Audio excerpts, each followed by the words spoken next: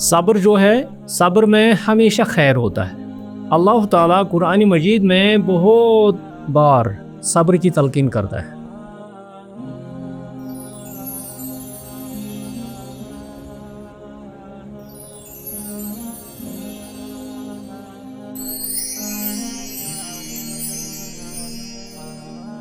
اللہ تعالیٰ فرماتا ہے بسم اللہ الرحمن الرحیم وَاصْبِرْ عَلَى مَا يَقُولُونَ وَاهْجُرْهُمْ حَجْرًا جَمِيلًا۔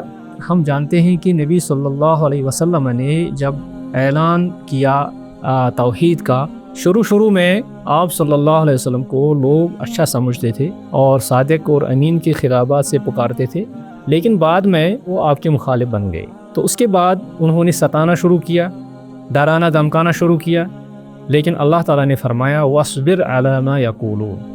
آپ صلی اللہ علیہ وسلم صبر کیجئے، آپ عَلَى مَا يَقُولُونَ، یعنی جو یہ کہتے ہیں۔ وہ کیا کہتے تھے؟ وہ کہتے تھے کہ یہ کاہن ہے، یہ جادوگر ہے، یہ گمراہ ہے۔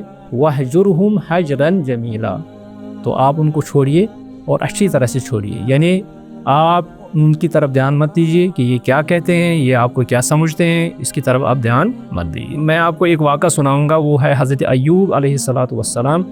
ان کا صبر جو ہے بہت ہی زیادہ مشہور ہے، چونکہ اللہ تعالیٰ نے حضرت ایوب علیہ السلام کو نہایت مال و دولت اور اسی طرح سے نوکر چاکر اور بھی جو دنیاوی جو عیش و آرام جو ہے ان کو نوازا تھا۔ تو لیکن اللہ تعالیٰ نے ان کو امتحان لینے کی غرض سے ان پر آزمائشیں ڈالی۔ کیا آزمائشیں آ گئی؟ شدید بیماری، حتیٰ کہ کئی روایت میں آتا ہے کہ ان کے جسم پر کیڑے پڑ گئے اور لوگوں نے آپ کو چھوڑ دیا، لوگوں نے آپ کو اپنی بستی سے بھی نکال دیا، لیکن اس کے بعد جو ہے ان کی بیوی، ان کی اہلیہ جو ہے ان کا ساتھ دیتی رہی، باقی کسی نے بھی ان کا ساتھ نہیں دیا۔ ان کی اولاد جو تھے وہ سب وفات پا گئے، اولاد سے بھی اللہ تعالیٰ نے آپ کو آزمایا۔ اسی طرح سے جو بھی مال آپ کے پاس تھا اس کا خاتمہ ہو گیا، لیکن حضرت ایوب علیہ السلام نے ان سب چیزوں پر صبر کیا، لیکن اس کے بعد بھی آپ نے اللہ کو نہیں چھوڑا، اللہ کے احکامات کو نہیں چھوڑا۔ تو آپ صلی اللہ علیہ وسلم کے زمانے میں ایک عورت کا قصہ ہے۔ آپ صلی اللہ علیہ وسلم ایک عورت سے گزرے، وہ عورت بہت ہی رو رہی تھی، وہ عورت بہت ہی بے صبری کا مظاہرہ کر رہی تھی۔ اس کا جو ہے بچہ مر گیا تھا، لیکن آپ صلی اللہ علیہ وسلم نے اس کو بطور نصیحت کہا کہ صبر کیجئے، آپ صبر کرو۔ تو اس عورت نے لا علمی سے کہا، یعنی اس کو معلوم نہیں تھا کہ یہ نصیحت کرنے والا کون ہے، تو اس نے کہا کہ تم میری حالت کیا جانو، مجھ پر کیا گزری ہے۔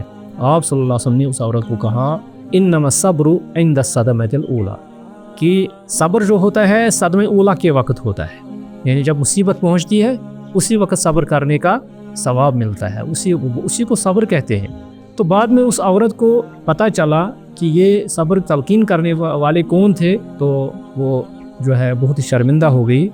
تو اس طرح سے آپ صلی اللہ علیہ وسلم نے ہمارے لیے ہمیشہ کے لیے ایک تلقین چھوڑی ہے کہ انسان کو صبر کرنا چاہیے، اور صبر کب کرنا چاہیے؟ صدمہ اولیٰ کے وقت صبر کرنا چاہیے، پہلے لمحات ہوتے ہیں اس وقت صبر کرنا چاہیے، ورنہ بعد میں انسان صبر تو کرتا ہے۔